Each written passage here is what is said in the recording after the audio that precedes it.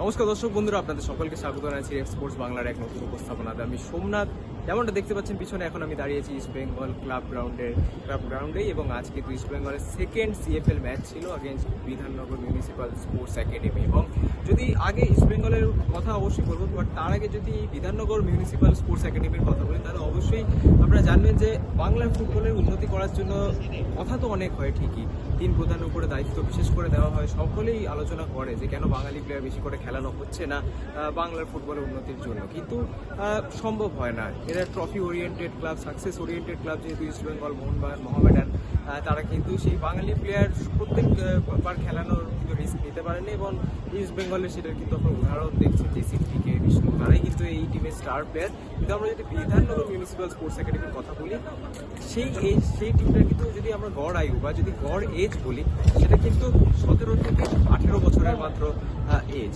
ভাবতে পারছেন যে একটা সিএফএল প্রিমিয়ার ডিভিশন তারা খেলছে, মাত্র 17 থেকে 18 বছর তাদের বয়স, এবং 2 থেকে 3টে প্লেয়ার আছে যারা 22 থেকে 23 বছরের বয়সের। তো অবশ্যই বাংলার বলতে পারেন ইউথ ফুটবলের যে কাজটা, গ্রাসরুট লেভেলে যে কাজটা, সেটা কিন্তু ভালোভাবে করছে। এবং এইরকম একটা একাডেমি টিম যখন ইস্ট বেঙ্গলের সামনে এসে খেলছে, সত্যি কিন্তু দেখতে ভালো লাগে। বাট যদি স্কোর লাইন বলি আজকে ম্যাচে, তাহলে east Bengal 5, Bidhannagar municipal sports academy 1। এবং এই যে 5টা গোল ইস্ট বেঙ্গলে, সেটার মধ্যে 4টে গোলই কিন্তু আছে ফার্স্ট হাফে। বলতে পারেন যে ফার্স্ট হাফে কিন্তু ইস্ট বেঙ্গল খেলাটা শেষ করে দেয়।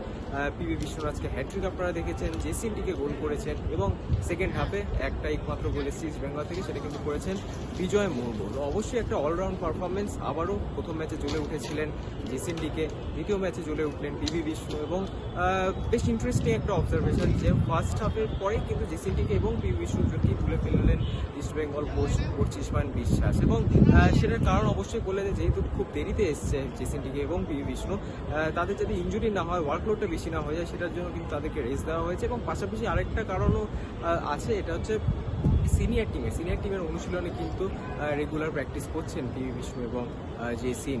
আজকে অবশ্যই প্র্যাকটিস ছিল, কিন্তু আজকে যেহেতু সিএফএল এর ম্যাচও ছিল, তাই জন্য তারা হয়তো যায়নি। বাট হ্যাঁ, কালকে তাদেরকে অনুশীলন করতে হবে সিনিয়রদের সঙ্গে, পরশু অনুশীলন করতে হবে, তারপর আবার এসে সিএফএল ম্যাচ খেলতে হবে। এবং তাদের উপর যাতে কম থেকে কম লোড পড়ে, সেইটার জন্যই কিন্তু এরকম একটা ডিসিশন আপনারা বলতে পারেন। এবং আরেকটা কারণও আছে, 25 তারিখ যেহেতু জানেন ডুরান্ডের ডার্বি, এবং এখনও পর্যন্ত ইস্ট বেঙ্গল বলুন, মোহনবাগান বলুন, তাদের কেউই বিদেশি কোচ এবং প্লেয়াররা আসেনি। সুতরাং সম্পূর্ণ দায়িত্ব কিন্তু থাকবে ভারতীয় প্লেয়ারদের উপরে। এবং যেই প্লেয়াররা ফর্মে আছে, জেসিন, বিষ্ণু, তাদের উপরে কিন্তু দায়িত্বটা থাকবে ডুরান্ডে পারফর্ম করা। এবং এই কারণে কিন্তু বলতে পারেন যে ইস্ট বেঙ্গলের এই দুটো প্লেয়ার, পিবি বিষ্ণু এবং জেসিনটিকে, তাদেরকে কিন্তু রেডি করে রাখা হচ্ছে সেই ডুরান্ড কাপের ডার্বিটার জন্য, যাতে তারা ফুল ফিট হয়ে খেলতে পারে সেই ডার্বিতে এবং পার্থক্য গড়ে দিতে পারে।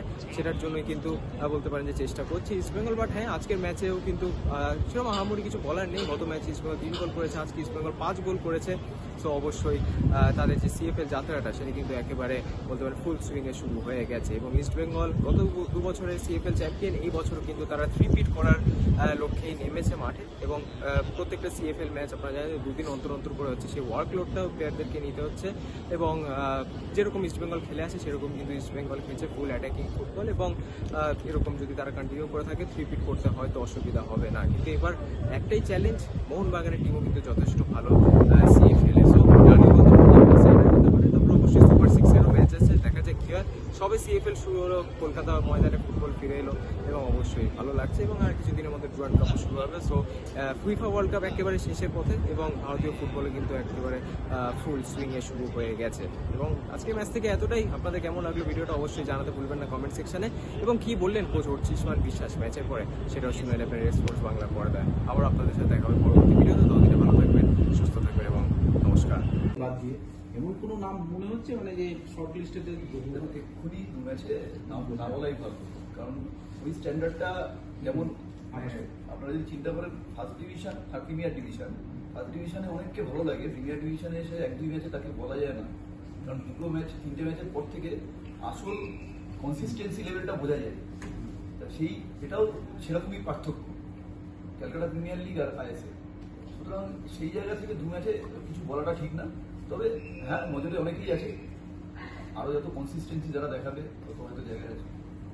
একটা দরজা চলতেই থাকে যে বিদেশ। আমরা প্র্যাকটিস ম্যাচ করতে পারিনি, এই 2টো ম্যাচ আমাদের জন্য ভালো হয়েছে যে একটুখানি মানে সহজ অপোনেন্ট পেয়ে আমাদের সুবিধা হয়েছে যে টিমটা একটু সেট হয়ে যাচ্ছে।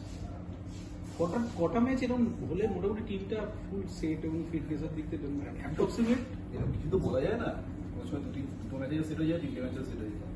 তাকে দুটো তিনটে ম্যাচ এরকম হলে ভালো হয়। লাস্ট ম্যাচ যা দেখেছেন আজকে কি মনে হচ্ছে যে বেটার মানে গোল যোগগুলো যদি ফার্স্ট হাফটা কিছুটা ভালো হচ্ছিল, কিন্তু ওই ব্যাপারটা হচ্ছে এটা বিএমএস তো বেসিক্যালি একাডেমিক টিম, একটু প্লেয়ার আমাদের ক্যাজুয়ালও ছিল। ওই জায়গাটা আমাদের বের করতে হবে আরো। বিষ্ণু ছন্দে তো আগের দিনও ছিল, গোলগুলো মিস করেছে, গোলের জায়গায় তো পৌঁছেছে। আমি যে গোলের জায়গায় যাই সেই গোল মিস করে সেই গোল করে আগের দিন করতে পারি আমি করেছি। আচ্ছা, দুজন যে গোল স্কোরার ছিল বিষ্ণু আর জেসি, ওদেরকে হাফ টাইমে চেঞ্জ করে দিলেন, এটার পেছনে কি কোনো স্পেসিফিক রিজন আছে? মানে ব্যাপারটা হচ্ছে আমাদের তখন অলরেডি 4-1 রেজাল্ট হয়ে গেছিল, ওদেরও একটু রেস্ট দেওয়ার ব্যাপার ছিল, কিন্তু যেহেতু ওরা বেশি প্র্যাকটিস ম্যাচ মানে নেটিভ প্র্যাকটিস করেনি, এখনই ফুল টাইম প্রত্যেকটা ম্যাচ দিলে ওরা টায়ার্ড হয়ে যাবে। 1 নম্বর। 2 নম্বর হচ্ছে যে পরের দুজন আসলো তাদেরও দেখার দরকার ছিল, দুটো মিলিয়েই হয়েছে। এত কম সময় প্র্যাকটিস করেও মিস হয়েছে কিছু গোল, আর সেকেন্ড হাফে ওরা একদম মানে লো ব্লকে চলে এসেছিল, তার জন্য একটু প্রবলেম হচ্ছে।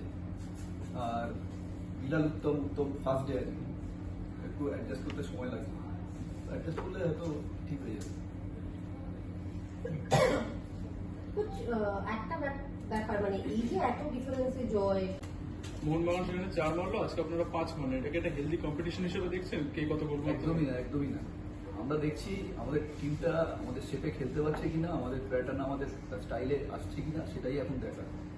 গোল স্টাইলে যদি খেলি ঠিকমতো আমাদের মানে যে ফর্মেশন আমরা খেলতে যাই তাতে যদি খেলি গোল আসবে, কিন্তু ওই স্টাইলটাই প্রথমে আসাটা কঠিন হয়, কারণ সব নতুন ছেলে ম্যাক্সিমাম এসে কোঅর্ডিনেশন তৈরি করাটাই প্রবলেম হয়, সেটা হলেই হয়।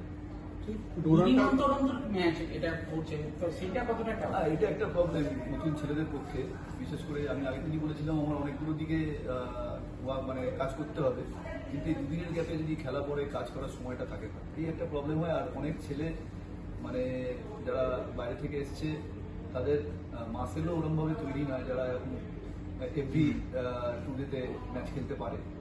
এভরি টুডে ম্যাচ খেলা এই মানে ওয়েদারে এবং এই অলরেডি আজকে থেকে মানে সান বেরোতে আরম্ভ করেছে, এই ওয়েদারে খেলাটাও আর এই মাঠে খেলাটা কঠিনই হয়।